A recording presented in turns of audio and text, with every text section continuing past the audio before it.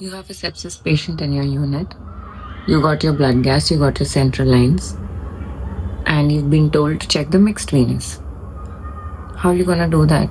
Let's clear the doubts. So mixed venous saturation and central venous saturation. What's the difference? Your mixed venous is your SVO2, central venous oxygen is your SCVO2. What does mixed venous mean? It is the amount of oxygen bound to hemoglobin that is coming back to the right side of your heart after all the tissues have extracted whatever is needed, which is generally about 20 to 25%. So basically it is your leftover oxygen after the tissues are extracted. Oxygen extraction, as you know, your cardiac output has 100% saturation, which goes through all the tissues. Each of them extract around 25%, and whatever that comes back is your mixed venous. So if you minus 25%, it will be around 70 to 75%. Now SVO2 is measured in the pulmonary artery via a cath. When tissues are extracting more, your SVO2 will be obviously less. Hence it's a good indicator during sepsis or any organ dysfunction. The true sample is taken from the tip of the pulmonary artery, where the blood from the upper body through the SVC, lower body through the IVC, and the coronaries via the coronary sinus. Now SCVO2.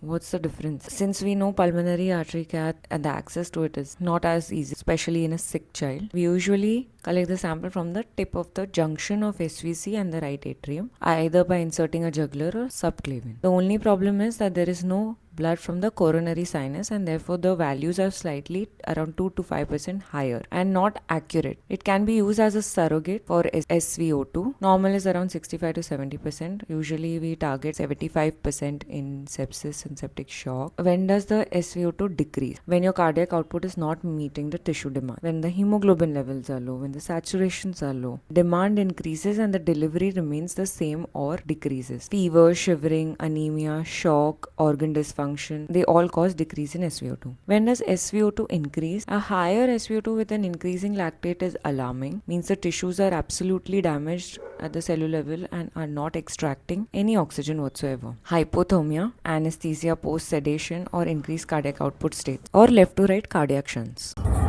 The labs will give you a number, but critical thinking gives you the answer. Choose wisely.